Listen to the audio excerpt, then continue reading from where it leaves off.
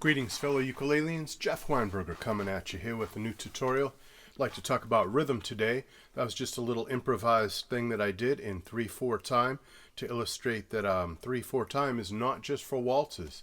We oftentimes associate 3/4 time with waltzes, Viennese waltzes like back in the days of Strauss, but also modern day waltzes like Amazing Grace, maybe Goodnight Irene, songs like that. We all know them. There's quite a few, Tennessee Waltz, etc. So when you think of 3/4 time, a lot of people call that waltz time, and that would be correct. But there are other forms of music that use 3/4, like what I was improvising there was based on some Spanish rhythms that I've heard. Spanish folk music has an awful lot of 3/4 time in it. And also Polish music, if you listen to the form of Polish dance called the mazurka, that Chopin wrote so many mazurkas, and other people too. That's in 3/4 time. So let's check that out. Let's check out 3/4 time that isn't a waltz. And we're going to start real simple. So the basic idea with 3/4 time, it's a triple meter. It has 3 beats to it. When you tap your foot 3 times, 1, 2, 3, that gives you one measure of 3/4 time. And usually the first beat is the one that's emphasized. 1, 2, 3, 1, 2, 3.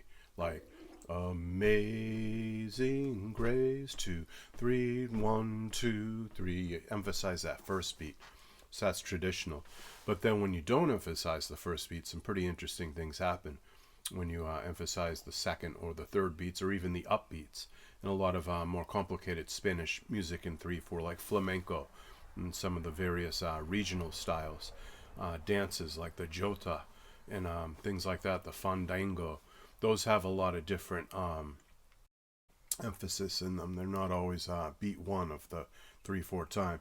So let's look at a couple of easy Spanish rhythms in case you're not familiar with Spanish music or Polish music and you're thinking, wow, this is very exotic, this is very complicated already, I think he's lost me. Let's get into the most basic forms here. So in 3/4 time, yeah, you can strum one down strum for every beat on an easy C chord. 1, 2, 3. 1, 2, 3. But, if you wanted to do something a little more in line with a Spanish folk rhythm, you could put the emphasis on beat 2 in the next measure. So 1, 2, 3, 1, 2, 3. 1, 2, 3, 1, 2, 3. And already that starts to give us something kind of interesting. So let's try that on a C chord for the first measure, and a G chord, or a G7. Let's use a G7 for the second measure. So it's the emphasis on 1 on the C chord, and the emphasis on 2 on the G7 chord. 1, 2, 3. 1, 2, 3. 1, 2, 3. 1, 2, 3. 1, 2, 3. 1, 2, 3. 1, 2, 3. 1, 2, 3. 1, 2, 3. So that starts to make it a little more rich and textured and has a little more to it, even though that's not difficult. We're just playing 3 simple down strums, but we're shifting the accent from beat 1 in the first measure to beat 2 in the second measure. That's the first step in getting towards a more, say, Spanish folk type of rhythm. Let's do one other Spanish rhythm, and then we'll switch over to Poland. So in Spain, you have a lot of dances. You have a lot of different regional dances, and you have a lot of different flamenco dances from different parts of Spain. But one of the things a lot of them have in common is 3/4 time. And so a very common kind of Spanish flamenco rhythm that you might hear would be this.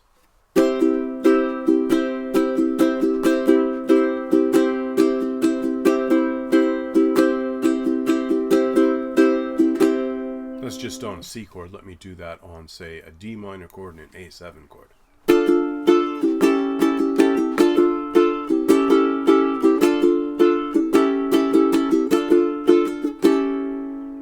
Sounds a little more like authentic flamenco and use typical chords that would be used in that style. So what's going on there? Well, we still have our easy, not intimidating 3 beats. 1, 2, 3, 1, 2, 3. But the rhythm we're playing on top of that, say on a D minor chord, would be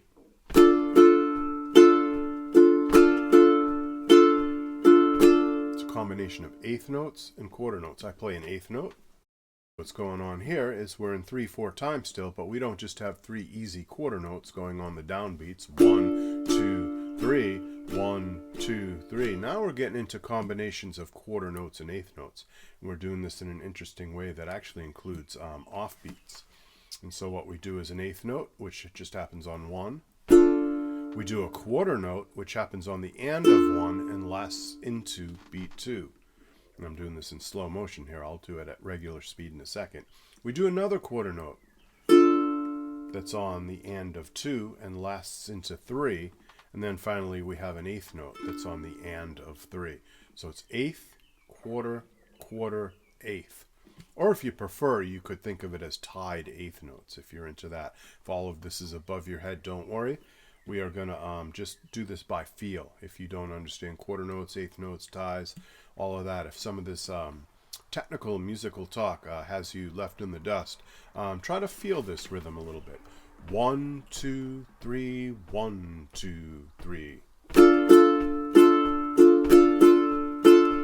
1, 2, 3, 1, 2, 3.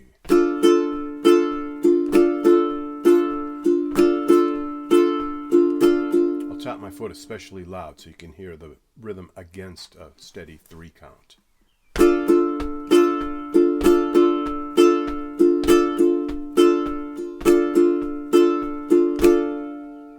So that's as complicated as we're going to get in this. Maybe we'll do a continuation and look at some other rhythms and go even deeper into it. But that would be a fairly complicated one. Whereas a very simple one that's used often in Spanish folk music is this. This is one of my favorites.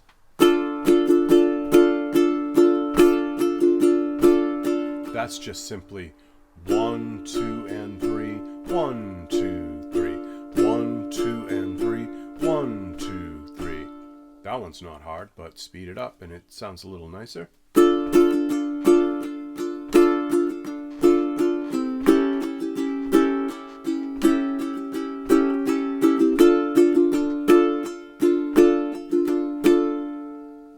So it's almost like a waltz. It has a lot in common with a waltz, but it's not quite a waltz. It's not 1, 2, 3, 1, 2, 3, 1, 2, 3, 1, 2, 3. It has some different things going on in it. And then finally, I would like to go over very quickly the Polish form of 3/4, which we know as a mazurka. And there's a lot of mazurkas out there that Chopin had written for piano. A lot of traditional mazurkas that Polish people dance to. But there's one in particular that Francisco Tárrega wrote. He was a Spanish guitar composer, going back to Spain for a second here, and he wrote one called Atalita. And Atalita has this rhythm in it like this. It's a mazurka rhythm, but as interpreted by a Spaniard, and it goes 1 and 2, 3, 1 and 2, 3. Let's do that on, say, C and G7. 1 and 2, 3, 1 and 2, 3, 1 and 2, 3, 1 and 2, 3.